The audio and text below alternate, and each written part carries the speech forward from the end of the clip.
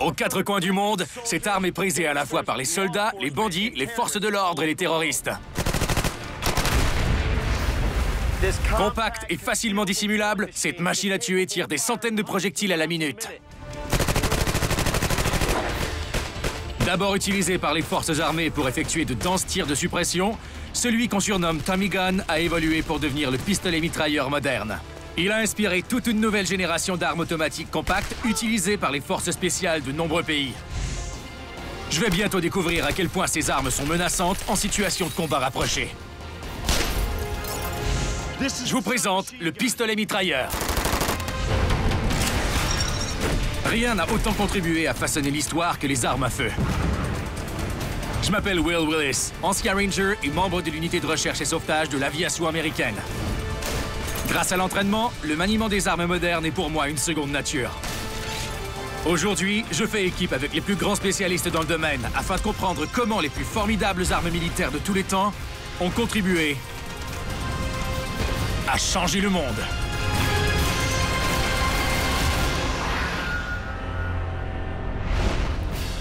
Le Thompson est le père de tous les pistolets mitrailleurs. Il a changé la donne du monde de l'armement. Dans les mains d'un soldat habile, il peut faire la différence entre le succès et l'échec, ou la vie et la mort, pour tout son peloton et lui. Le Thompson A1 fait ses preuves en Italie au cours de la Seconde Guerre mondiale, lorsque les Alliés prennent d'assaut la ligne Gustave. Ces fortifications allemandes doivent barrer le passage aux soldats alliés qui tentent de se rendre à Rome. Sur la colline 79, le lieutenant Robert Waugh dirige une unité d'infanterie. Il attaque 6 abris fortifiés allemands. Il demande à ses hommes de le couvrir pendant qu'il attaque seul le premier abri.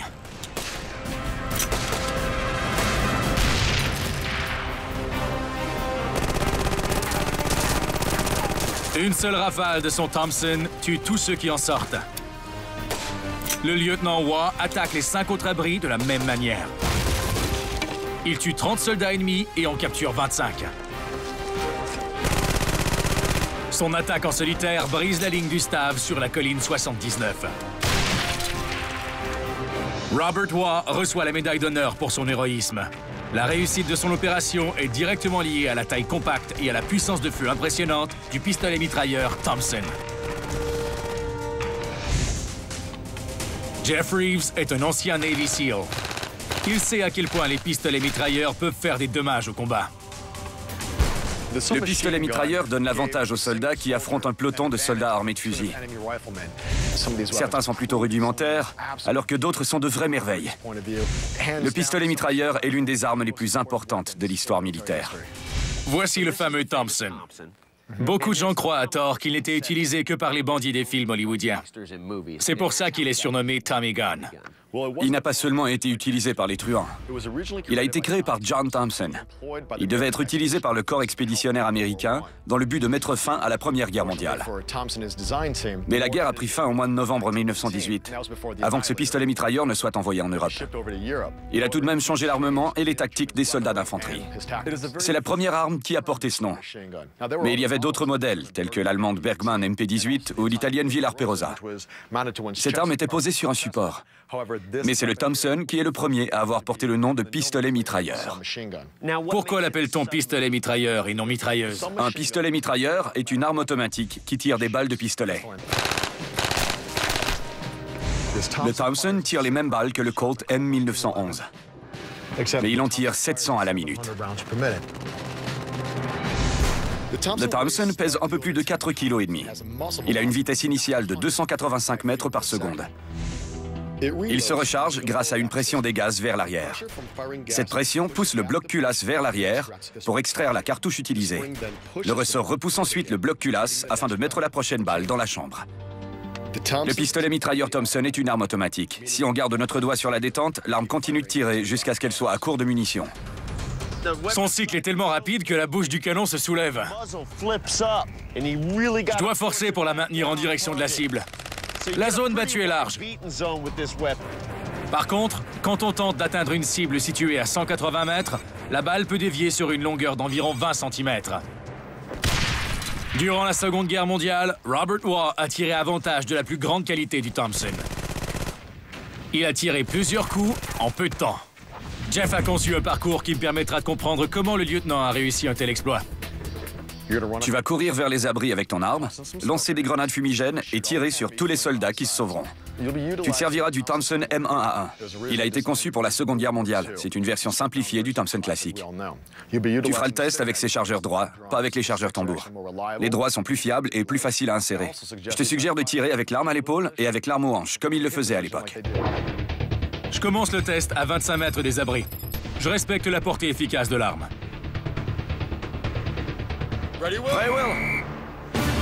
Cette arme est plus efficace lorsqu'elle est utilisée à 15 mètres ou moins de sa cible.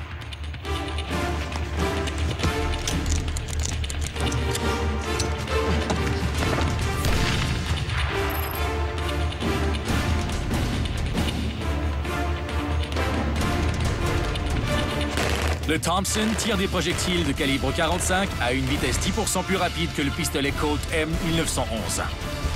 Et à cette distance, les projectiles traversent le corps d'un premier soldat et atteignent celui qui se trouve derrière.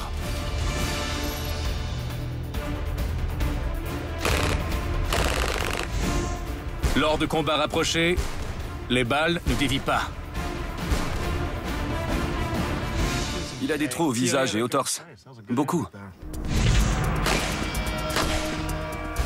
Je me suis rapproché de l'abri et les deux soldats se sont approchés. J'ai tiré une première rafale sur celui-là. Il n'y a pas de segment visible à la surface, mais on voit qu'il a une hémorragie interne et il va sûrement en mourir. Absolument. La stratégie du lieutenant Robert Waugh a maximisé l'efficacité de l'arme, mais le Thompson a été créé pour une guerre au combat bien différent.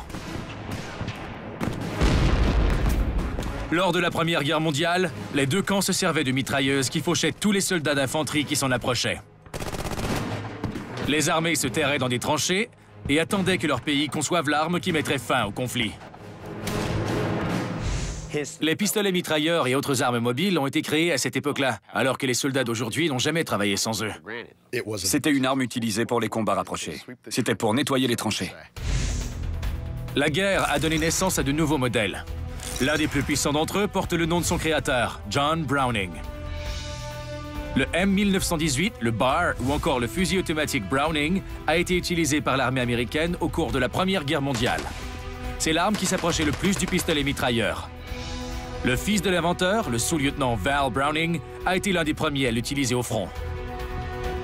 Le M1918 a permis aux soldats de tirer en avançant. Ils ont ainsi pu traverser les zones neutres entre les tranchées. Comme il ne pesait que 7 kg, il était beaucoup plus léger que les mitrailleuses utilisées précédemment. Et puisqu'il était aussi plus fiable, il a fait sensation lors de ses débuts. Le M1918 est un vrai monstre. La cadence de tir est moins rapide. Le guidon se soulève, mais j'arrive à le faire descendre facilement.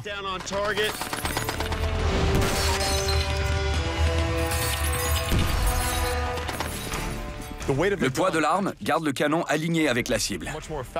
On ne pourrait pas dire la même chose d'une arme plus légère. Le Thompson bouge beaucoup, mais le canon du M1918 reste sur la cible.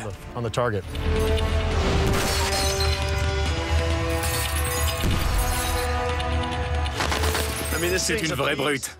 Je m'amuse beaucoup. Le canon est chaud.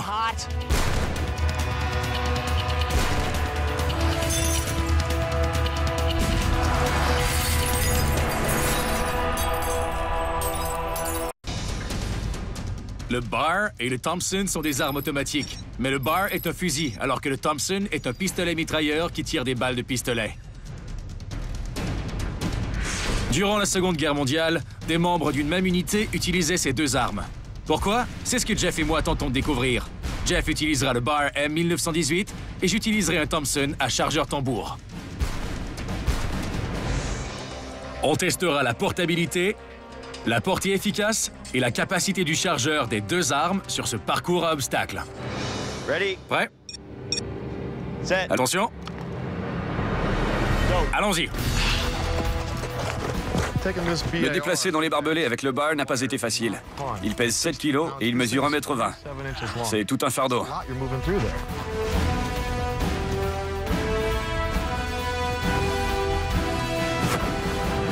À 9 mètres, une seule balle du BAR peut détruire sa cible.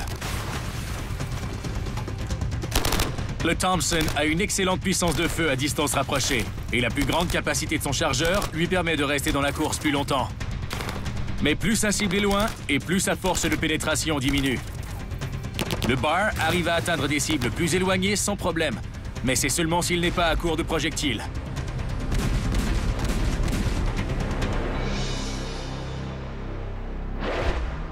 Ta cruche d'eau est en ruine. Tu l'as anéanti.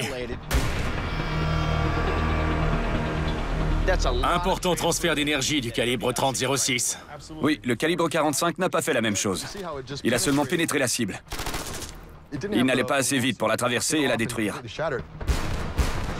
Le calibre 30-06 a complètement détruit le bloc de ciment. Le 45 a fait la même chose à la même distance. Je tirais avec moins de précision à 23 mètres de distance. Je l'ai touché, mais juste une fois. Avec un chargeur de 20 balles, on ne peut pas se permettre de rater la cible. Le bloc est encore là, j'ai manqué de munitions. Heureusement, il me restait encore des balles. Les Alliés et les ennemis ont tous tenté de reproduire ces armes innovatrices, mais ils n'ont pas réussi à fabriquer leur modèle avant la fin de la Première Guerre mondiale. L'armée américaine a abandonné le projet. Le pistolet mitrailleur Thompson est plus lourd que ceux qu'on utilise de nos jours. Il est préférable de tirer 3 ou 5 coups rapidement pour réussir à garder la bouche du canon droite et réussir à atteindre la cible. Si on garde le doigt sur la détente, on risque de tomber vers l'arrière. John Thompson croyait que les pistolets mitrailleurs avaient un brillant avenir, alors il a créé sa propre entreprise, Auto Ordnance. Il voulait vendre ses armes aux civils et aux services de police. Colt les fabriquait et Thompson les vendait aux gens qui souhaitaient avoir une arme automatique. À l'époque, tout le monde pouvait en avoir une. C'était durant les années 1920, à l'époque de la Prohibition. Le Thompson avec chargeur droit de 20 balles se vendait environ 200 $. C'était cher pour l'époque, puisqu'une Ford Model T se vendait 300 $. Les mafiosi étaient parmi les seuls à pouvoir se permettre l'achat de ce genre d'armes. Pour quelques dollars de plus, ils pouvaient se procurer le légendaire chargeur tambour de 100 balles. Cette arme a plusieurs surnoms. Chicago Typewriter, Chopper et Tommy Gun. C'est l'arme marquante des années 1920. Ouais. Les bandits des films hollywoodiens semblent tous avoir des pistolets mitrailleurs Thompson.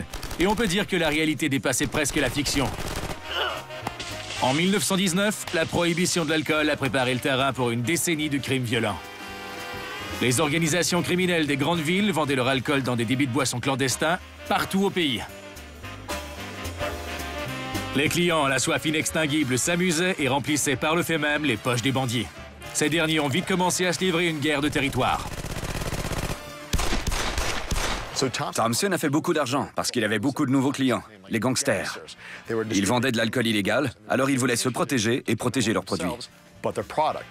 Les services de police ont acheté les mêmes armes parce qu'ils voulaient lutter à armes égales. À l'époque, un événement tristement célèbre a fait les manchettes, le massacre de la Saint-Valentin. Le 14 février 1929, 2 hommes armés de Thompson ont tué 7 gangsters dans un entrepôt de Chicago. Bien qu'on soupçonne Al Capone d'être derrière le coup, personne n'a été accusé de ces meurtres.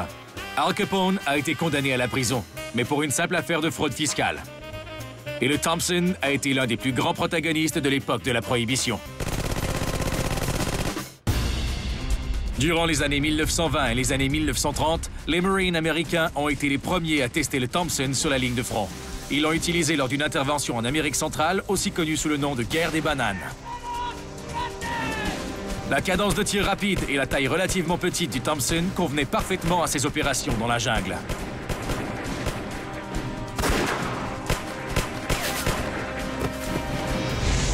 Au cours de la Seconde Guerre mondiale, l'armée américaine a choisi un Thompson amélioré, le M1A1, pour ses opérations en Europe et dans le Pacifique. Le Thompson était partout. Même le premier ministre Winston Churchill a été pris en photo avec l'arme pour remonter le moral des Britanniques. Des gens croyaient que la moto serait la plateforme idéale pour utiliser un Thompson en mouvement et un support spécial a été conçu.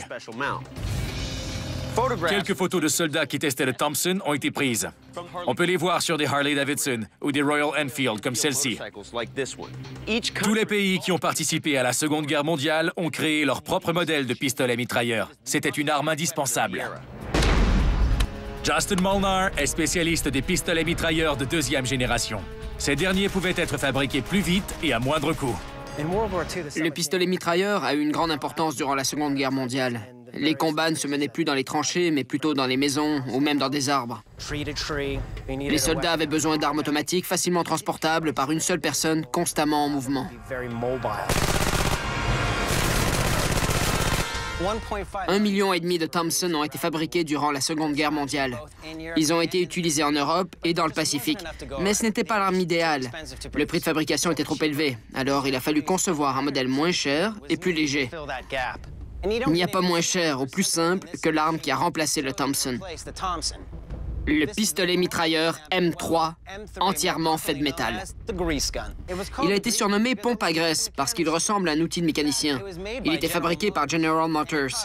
Son prix de fabrication était 10 fois moins élevé que celui du Thompson. Il tire des munitions de calibre 45 et il est muni d'un chargeur amovible de 30 balles. Il ne coûtait tellement pas cher à produire que les soldats le jetaient lorsqu'il ne fonctionnait plus.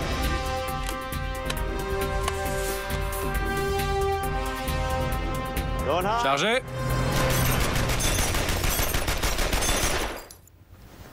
Super. La cadence de tir est lente, l'arme est facile à maîtriser, le guidon reste aligné avec la cible. Je me demande pourquoi on a créé d'autres pistolets mitrailleurs après avoir créé celui-ci. C'est un calibre 45 ACP, une excellente arme, vraiment excellente. T'as essayé la pompe à graisse et le Thompson. Lequel est ton préféré? Je préfère la pompe à graisse. Sa cadence de tir plus lente me permet de viser la cible avec plus de précision. Je gaspille moins de balles. Et la crosse pliable le rend plus polyvalent. Le Thompson n'a qu'une crosse fixe. Et le M3 est plus léger. C'est mon préféré. Cette arme ressemble au Thompson. Qui l'utilise? C'est un pistolet mitrailleur soviétique, le PPSH-41, aussi connu sous le nom de Papacha. Il a un chargeur tambour de 71 balles de calibre 7,62 par 25 mm. Sa cadence de tir est très rapide. Il peut tirer 900 coups à la minute. C'est 2 fois plus que le M3. Pendant la Seconde Guerre mondiale, l'Union soviétique a fourni des Papachas à un très grand nombre de soldats, hommes et femmes. Plus de 5 millions de PPSH-41 ont été fabriqués avant 1945, mais il n'était pas le seul compétiteur du M3. J'ai déjà vu celui-là, il est allemand? Oui, il l'est. C'est le MP40, ou Maschinenpistolet 40. Il est fait de plastique et de tôle emboutie, et non d'acier pour machine. Il est donc beaucoup moins coûteux et beaucoup plus léger. Le moment est venu de comparer tous ces pistolets mitrailleurs utilisés pendant la Seconde Guerre mondiale. Justin et moi allons bientôt faire un test de tir. J'ai le M3 et Justin a le MP40. Ces deux armes ont été utilisées durant la Seconde Guerre mondiale. On va bientôt savoir laquelle est la meilleure. Le M3 tire de plus gros projectiles, mais le MP40 a une cadence de tir et une vitesse initiale plus élevée. Pour cible, j'ai 40 canettes de bière et Justin a 40 bouteilles de vodka. Celui qui fera tomber le plus de cibles gagnera. Justin et moi avons chacun 2 chargeurs.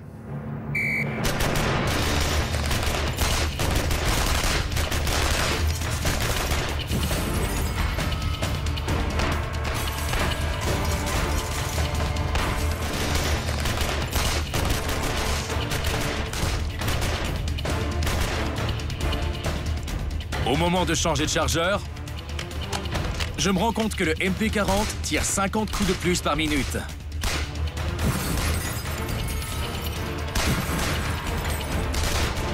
Mais le M3 a une cadence de tir plus lente, ce qui le rend plus précis.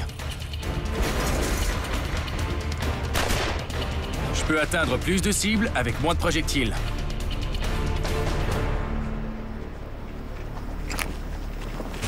C'est étonnant. Je m'attendais pas à ce qu'il soit aussi précis. Tu maîtrisais bien ton arme. Le M3 est précis. La cadence de tir plus lente permet au tireur de bien viser la cible. Son mode de fonctionnement et son design sont inspirés de ceux du MP40. Alors il sera aussi léger et facilement maniable.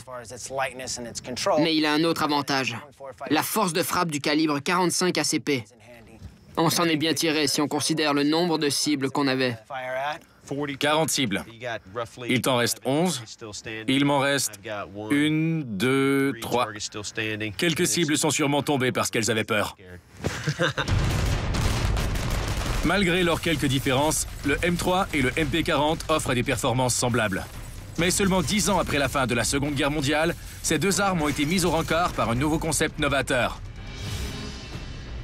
Les pistolets mitrailleurs utilisés lors de la Seconde Guerre mondiale étaient d'excellentes armes fabriquées par les grandes puissances de ce monde.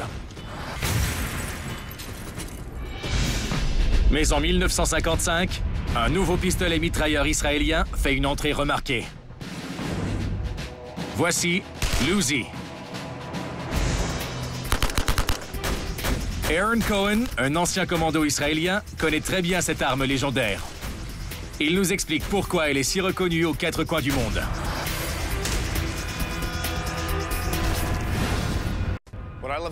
J'adore l'Uzi parce qu'il est compact. Il nous permet de bien viser chaque cible. On peut transporter un grand nombre de projectiles et monter l'arme très rapidement en raison de sa taille. C'est une très belle arme compacte. Elle est encore plus belle avec son chargeur. Elle a une crosse pliable.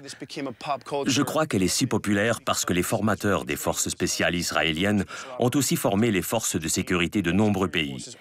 Les formateurs avaient toujours cette arme. Alors, elle a été utilisée dans différents pays. Elle a même été utilisée par les services secrets américains et l'équipe de sauvetage d'otages du FBI. L'Uzi est l'un des premiers pistolets mitrailleurs à être muni d'une culasse télescopique. Le chargeur a donc pu être inséré dans la poignée pistolet, comme celui d'un pistolet semi-automatique moderne.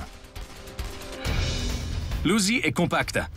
Il ne mesure que 45 cm, 10 cm de moins que le M3. Fait de tôle emboutie, il ne pèse que 3,5 kg. Il est léger, bon marché et facile à fabriquer. La plupart des Uzi sont des calibres de 9 mm, mais ils peuvent être convertis en plusieurs autres calibres, dont le calibre 45 ACP. Sur le terrain, les soldats israéliens rechargent leur arme plus rapidement en attachant deux chargeurs ensemble. Lorsque l'un d'eux est vide, ils le tournent pour prendre le prochain.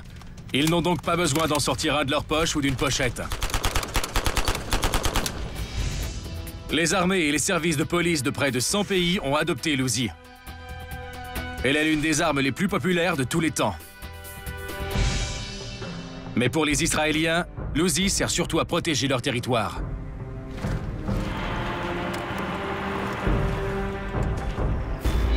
Durant la guerre des 6 jours, des troupes israéliennes armées d'Uzi ont attaqué le plateau du Golan, un territoire syrien situé près d'Israël.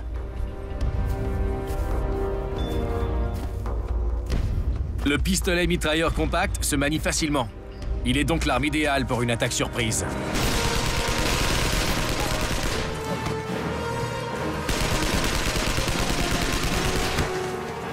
La bataille permet aux forces israéliennes de prendre le contrôle du plateau du Golan.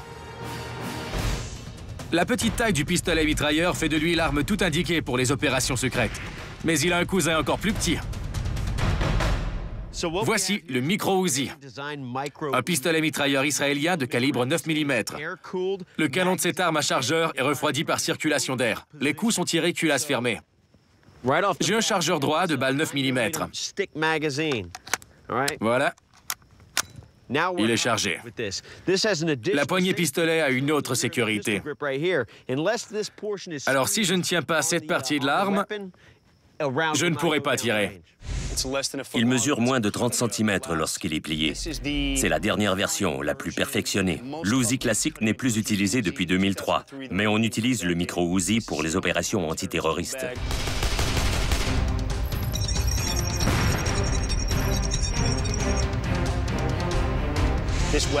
Cette arme a été conçue spécialement pour les opérations secrètes. Elle est précise et bien dissimulable. On va s'amuser avec ces Uzi. Tu as un Uzi classique et j'ai un micro-Uzi.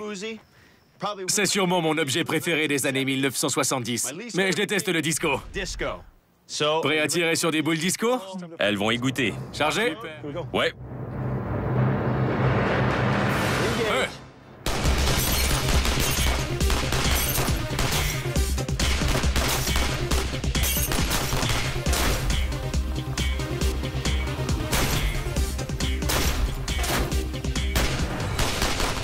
En mode automatique, le micro-Uzi peut tirer plus de 1000 coups par minute.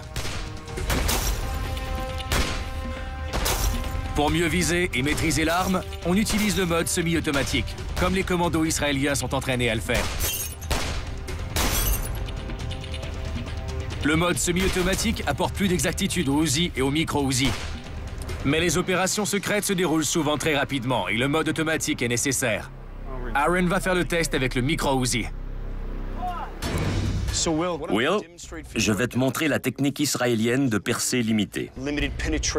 Elle nous permet de nous déplacer rapidement, avec intensité et agressivité, et elle nous permet d'atteindre la menace le plus rapidement possible.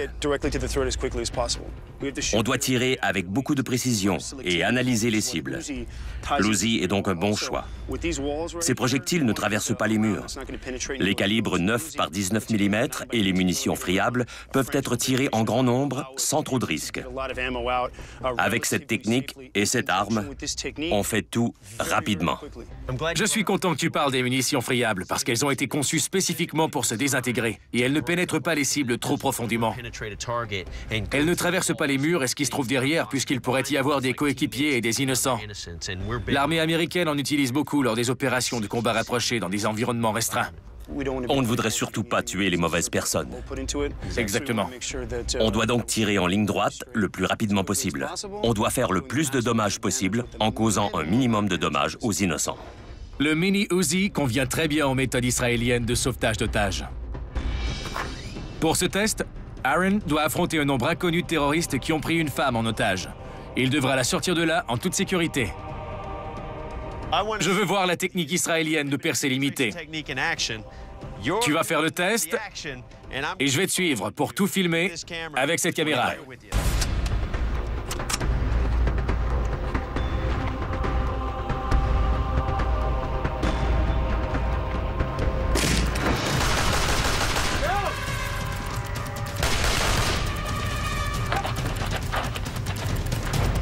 Sécurisé! Tout s'est passé beaucoup plus rapidement que je l'avais imaginé. Tu as été très rapide. Tu as commencé par enfoncer la porte et tu as tout de suite tiré sur lui. Il a reçu plusieurs balles. Il était foutu en quelques secondes à peine.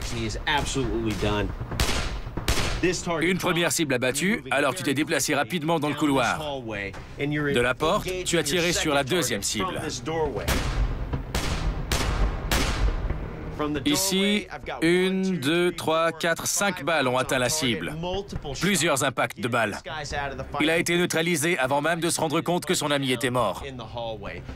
Tu es entré dans la pièce, tu as pris l'otage et tu es sorti avant que je comprenne que tous les terroristes étaient neutralisés.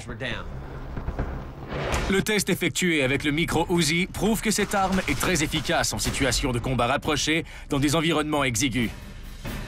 Peu d'armes aussi compactes offrent une telle puissance de feu. Depuis les dernières années, le pistolet mitrailleur le plus utilisé est le MP5 de Heckler & Koch. Il a été adopté par plusieurs forces armées et de nombreux services de police, dont le FBI, les équipes d'intervention d'urgence, les Navy SEAL, les Rangers et les Marines. Le MP5 a une puissance de feu à la hauteur du 21e siècle et un poids plume. Il tire beaucoup de coups en très peu de temps, bien qu'il pèse moins de 3 kilos.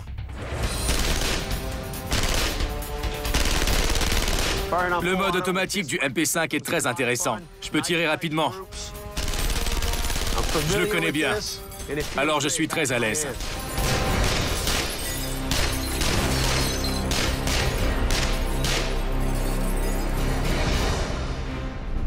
L'Uzi a longtemps régné en maître, mais tout a changé durant les années 1960, quand Heckler & Koch a présenté son MP5. Aujourd'hui, les forces spéciales de nombreux pays utilisent cette arme allemande. Phil Singleton a déjà fait partie des forces spéciales britanniques. Il connaît bien l'histoire du légendaire MP5. C'est la Rolls-Royce des pistolets mitrailleurs et des armes de ce genre. Son fonctionnement est très simple. Cette arme est vraiment à la portée de tous. Son système de visée est très simple. Il permet de viser rapidement.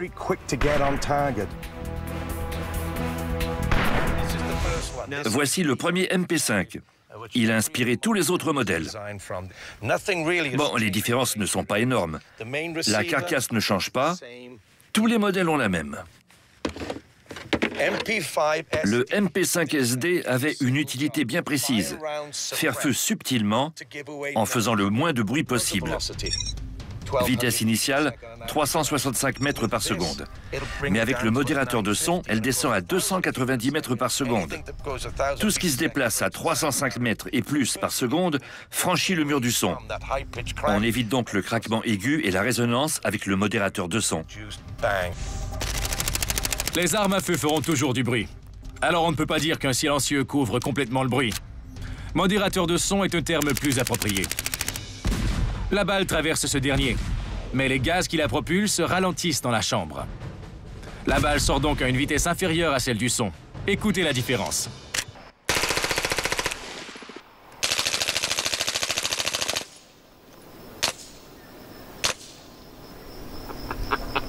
PS pour Phil Singleton. Beau tir, Phil. Si on a un MP5SD, on sait qu'on va s'en tirer. Le MP5SD a été utilisé pour de nombreuses opérations secrètes. Il a maintes fois prouvé qu'il pouvait tuer l'ennemi dans la plus grande subtilité. Voici un objet intéressant digne d'un film d'espionnage. C'est une mallette mitraillette conçue par Heckler & Koch. C'est une version courte du MP5. Plusieurs petites pièces la maintiennent en place.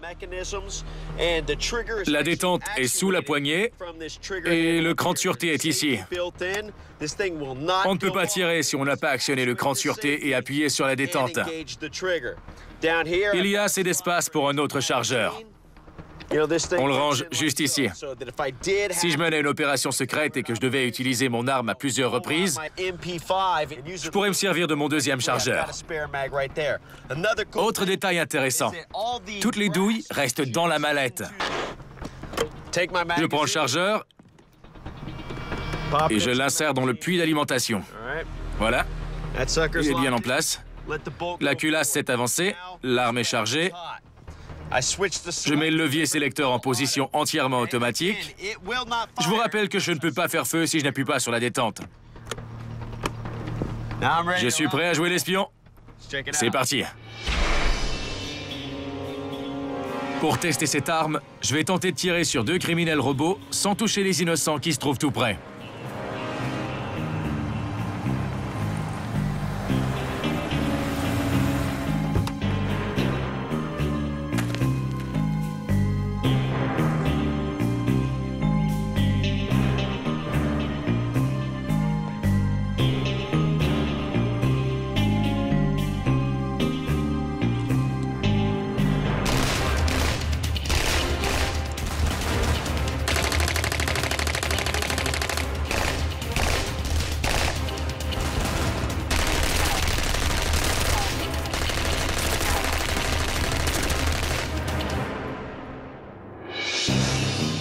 Voilà. Toutes mes douilles sont dans la mallette. Je peux partir. Sans surprise, atteindre une cible est beaucoup plus difficile avec la mallette mitraillette qu'avec une arme portée à la hanche ou à l'épaule. Mais l'élément de surprise compense ce point négatif. Pendant près de 50 ans, le MP5 a été l'un des pistolets mitrailleurs les plus respectés qui soient. Mais les progrès technologiques réalisés en fabrication de cartouches ont donné naissance à une nouvelle catégorie d'armes, les armes de défense individuelle. Michael Cabrera a fait partie d'une équipe d'intervention d'urgence. Il connaît très bien le MP7A1, la nouvelle arme de défense individuelle de Heckler & Koch. J'aime beaucoup le MP7A1 parce qu'il est compact et très efficace pour les tirs à longue distance. Il peut atteindre une cible située à 300 mètres de distance.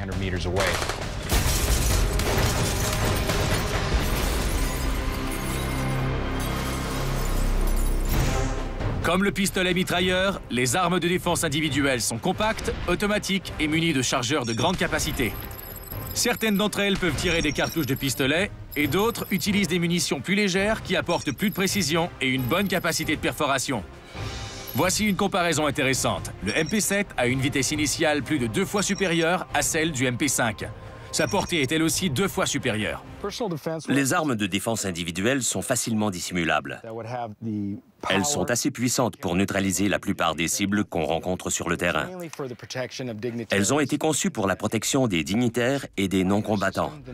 Elles sont plus légères que les pistolets mitrailleurs comme le MP5 et elles ont une plus grande portée. Allons les essayer. Allons-y. J'ai très hâte. Super. Pour tester cette arme, rien de mieux que ce bon vieux torse en gélatine balistique. Baisse la tête. Cette portière en acier protégera-t-elle notre ami contre les projectiles de MP7 tirés à 100 mètres de distance? Michael, c'est le moment de tirer sur la portière. J'ai hâte de voir les résultats. Ouais. Je vais viser le côté droit de la poignée. D'accord? D'accord, parfait.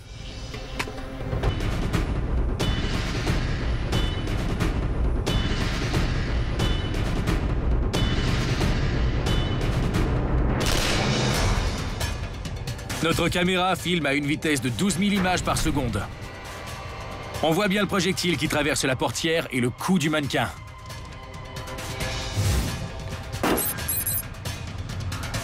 Une fraction de seconde plus tard, un deuxième projectile atteint la cible. Il y a un transfert d'énergie cinétique entre la balle et la tête, ce qui cause une grave blessure. Je vois 1, 2 trous de balles sur l'extérieur de la portière. Et de l'autre côté, on voit les orifices de sortie. Regardons le torse en gélatine.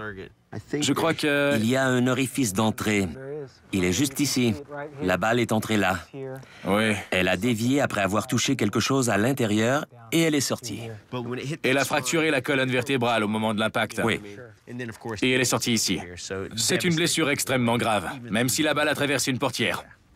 Pauvre lui. Quiconque se trouve sur la trajectoire des munitions de calibre 4,6 mm de la MP7 court un grave danger. Et quelques couches d'acier ne seront d'aucune utilité. Le pistolet mitrailleur est l'une des armes les plus meurtrières du XXe siècle. Son évolution a complètement changé les combats rapprochés. Soldats, gangsters, combattants de la liberté ou policiers, tous ceux qui devaient employer une force mortelle aimaient le pistolet mitrailleur pour sa portabilité et sa redoutable cadence de tir.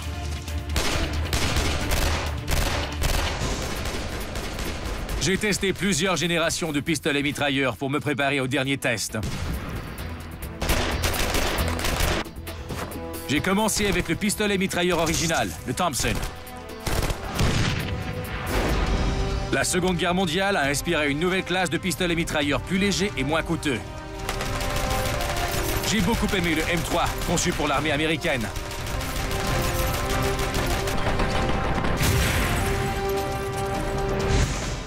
Israël a changé l'armement d'après-guerre avec le pistolet mitrailleur Uzi. Feu.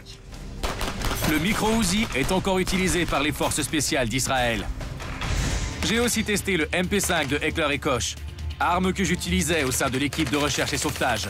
Il reste toujours l'un des meilleurs pistolets mitrailleurs qui soit, en raison de son faible poids et de sa technologie avancée.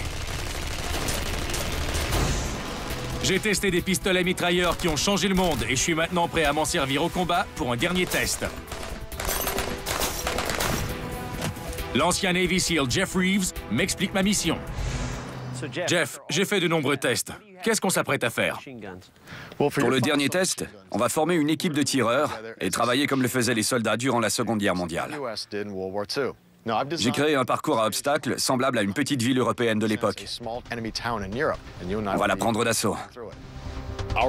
On doit neutraliser 2 officiers ennemis, mais ils sont dans une ville gardée par 6 soldats d'infanterie. Will va utiliser un pistolet mitrailleur de l'époque de la Seconde Guerre mondiale. Quand il aura neutralisé les soldats positionnés à l'avant, je tenterai d'atteindre les petites cibles avec mon fusil. Notre objectif principal est de tuer les 2 officiers en nous cachant derrière les différentes maisons. Les officiers se déplacent rapidement, alors on va devoir faire vite. On n'a que 2 minutes pour tuer l'ennemi, officiers et soldats. Si les choses tournent mal, on s'en remettra à mon plan d'urgence secret. Je crois qu'il va te plaire.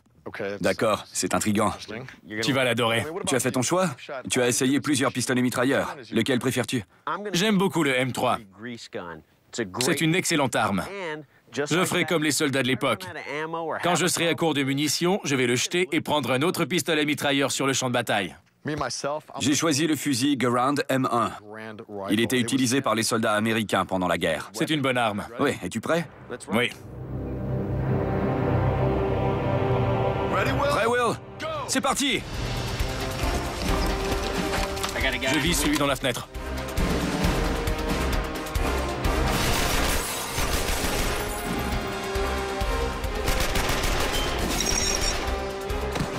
J'ai choisi le pistolet mitrailleur M3 parce qu'il est simple d'utilisation. Sa cadence de tir est plus lente. Il ne tire que 450 coups par minute. Cette cadence me permet de mieux viser les cibles.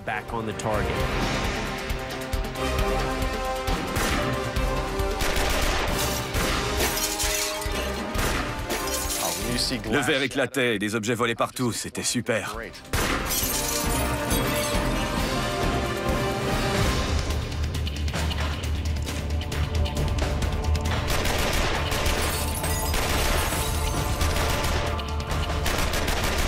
Tu l'as? Je l'ai.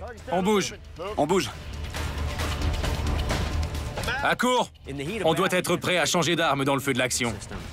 Pour vaincre l'ennemi, il faut savoir s'en tirer avec n'importe quelle arme, peu importe si c'est celle d'un confrère ou d'un ennemi. Atteindre les cibles en mouvement n'est jamais facile. Ça nécessite une grande concentration.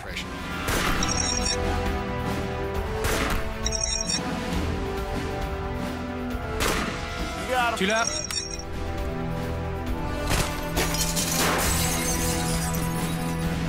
J'ai pris le Thompson.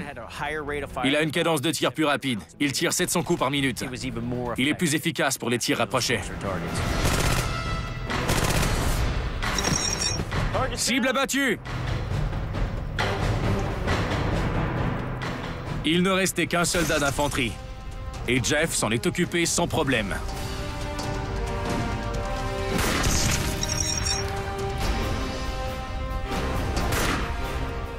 À court de munitions, et toi? Moi aussi. Je m'occupe du dernier. D'accord.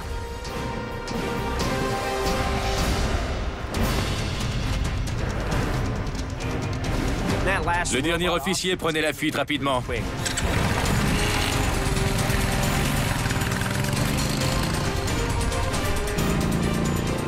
Le Thompson et les autres pistolets mitrailleurs ont une portée relativement limitée.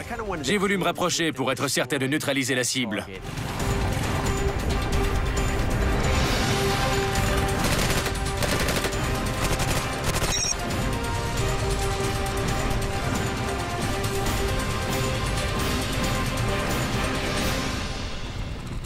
Beau travail. Merci. Tu m'as dit que tu t'occupais de la dernière cible et tu es parti à toute vitesse. Mais je ne m'attendais pas à ce que tu fasses ça. C'était une bonne façon de tester l'arme sur son support spécial. Durant la Seconde Guerre mondiale, plusieurs unités ont utilisé le Thompson sur des motocyclettes. J'ai bien aimé mon expérience. Je n'avais pas besoin de supporter le recul de l'arme, le support absorbait le choc. Je n'ai pas eu de difficulté à tirer, même si la moto avançait rapidement. L'officier y a goûté. Les balles de calibre 45 l'ont atteint dans le dos et sont ressorties à l'avant. Elles ont touché ses poumons et sa colonne vertébrale. Le parcours était très intéressant. J'ai aimé le fait de pouvoir changer d'arme. Je suis passé du M3 au Thompson M1A1. La transition s'est faite sans problème, même si les deux armes n'ont pas la même cadence de tir. Celle du M3 est un peu plus lente. Je voulais que tu puisses voir à quel point les équipes de la Seconde Guerre mondiale étaient efficaces avec leur combinaison de pistolets mitrailleurs et de fusils. Les pistolets mitrailleurs étaient utilisés pour les tirs rapprochés et les fusils pour les tirs de longue distance. Pour les cibles de taille humaine, ils ont une portée de 900 mètres. Beau travail. Merci beaucoup, je me suis bien amusé. C'était un bon test? Un vrai test. On y va, tu montes avec moi? Merci, je vais marcher. Es-tu certain? Ouais.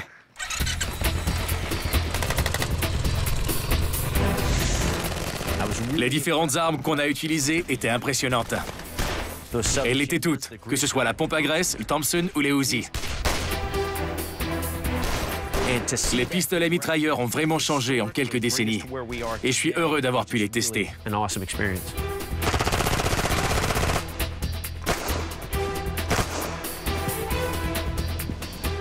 Mes initiales, ou presque.